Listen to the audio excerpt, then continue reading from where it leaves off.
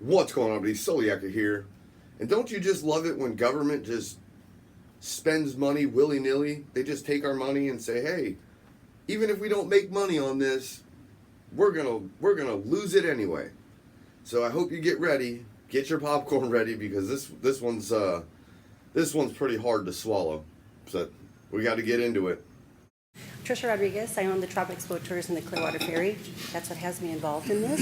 Agreement from Trident Pontoons, Inc. of Tavares, Florida for the purchase of 2 ferry vessels in the amount of $930,086 pursuant to request for a proposal 32-24 and authorize the appropriate officials to execute same. Good evening, Council. My name is Mike McDonald. I'm the Director of Marine and Aviation Department. This item is to accept a purchase agreement for the purchase of 2 ferry vessels for $930,086 through a Florida Department of Transportation grant. Council previously approved the second extension and second amendment to the ferry agreement, which also gave a $500,000 subsidy. You guys previously accepted a grant from Florida Department of Transportation for $1,800,000 for a ferry vessel. I'll be happy to answer any questions. Does anyone here from the public desire to speak to agenda item 6.11? I will skip the introduction because I think we've already had it together. This project is the purchase of 2 ferry boats for almost $1 million, paid for by an 83% grant. So it's not money coming necessarily out of our pocket, and this is fine. Now this isn't me going after and trying to attack this guy at all. None, it's not. What I am going to say is that FDOT, the entire state of Florida, so the people that live up in the Panhandle and all the ones that live down in the Keys and everywhere in between, we are all paying 83% of these boats. We're paying 83% of these boats. But not clearly identified as who will benefit from the boats in terms of Clearwater and the citizens. What benefits will they receive? You know, and after doing some digging, I found out these 2 companies are one and the same. They are both owned by Dennis and Patricia Rodriguez. They are the ones that are going to basically inherit these boats. But we're going to let this go, and then I'm going to start dropping all the receipts, all right? Just so stay tuned. Who will operate these boats? Are third parties involved? What is the relationship between the third parties and city officials? And is there a need for more ferries based upon current similar service usage? First, let's have the attorney explain how his feelings are on third parties. This is a good example of contracts that in most cases I've involved or advised government not to get involved in, which are these types of joint ownership arrangements with the private sector. And yet here you are. It's not like Clearwater's running these boats. It's not like there's a city of Clearwater person behind this boat. They're giving boats to the private sector. You know, you can't make this shit up. Again, I've not heard answers to those questions. I am hopeful that we may hear some answers to a couple of those questions here before you all vote, because I think it's important. However, it is an 83% grant, so somebody else is footing the bill, but it would be nice to know who is operating, how they're operating, and is the need really there if this money is going to be spent. Thank you. Anyone else here from the public desire to speak to agenda item 6.11? My card with myself on. Appreciate it. All right, and I'm really not trying to criticize people. I really want you to understand, I'm a fisherman. I've been a fisherman my whole life, and I know what boats cost. And how many seats? I just want to get a understand. Yeah. Extremely frustrating because you just want simple answers. You know, I can do math really quick, and you know, through all the stuff that I've done, I found out this boat has 68 seats. 68. Two boats, you've got 36 seats. And we're about to diving deeper into this because it's very important to note how much this boat's going to be used. Let the people understand what they're paying for. Just like you have 100 friggin' parking spots that cost $2 million, that you've lost $2 million, I just want to know how many seats are going to be on these vessels. Simple question. And then, because I've already looked it up about this ferry project, it's $5 a head, right? God, it's just so... As you can see in these two clips by these two boat companies, you've got first is the Clearwater Ferry, and then look here. Oh, whose name is that? Oh, Mike.Mannino. That's the guy that's laughing at me right now. And here's the other one, Tropical Boat Tours. Oh, look at that. Whose name's on there again? Jeez, I wonder if there's anything nefarious going on with this right here, huh? God, it's just so infuriating that you can't answer just one simple question. How many seats? Okay, everybody, let's just do the math. Let's say there's 100 seats on this. Well, you're looking at Miss Poirier up there, and you know, she's got her little smirk and smile about the things that I'm saying about these $1 million boats and about the friggin', you know, her living in a condo, possibly, who knows, you know, but she ain't gonna be smiling about this when she sees this part of the video. Yeah, that's right. Yeah, this is her last 2 pay stubs. It's $500 a day. Or let's just say they run it all day and they fill it all day. How many people are you're making $5,000 a day and you're about to spend $1 million on 2 vessels. Do you think you're gonna recoup all this money? As you can see on this Clearwater Ferry only runs on Fridays, Saturdays, and Sundays, and it's on a reservation-based model. It's $5 to $10 per ride to docks, blah, blah. And then 2016 to 2018, they got a $260,000 subsidy, and it clearly states they were struggling to even break even on a 3-day operating schedule. What's that telling you? You know, hold on. And then you check out this. Well, you see the two boats, right? Tropic boats, and the one on the right is going to be Clearwater Ferry. But the funny thing is they're on this website.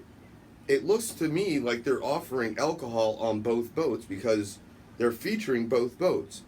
And I'm only going to guess that this company is going to basically use their liquor license on the Tropics boat because they don't have one on the Clearwater Ferry.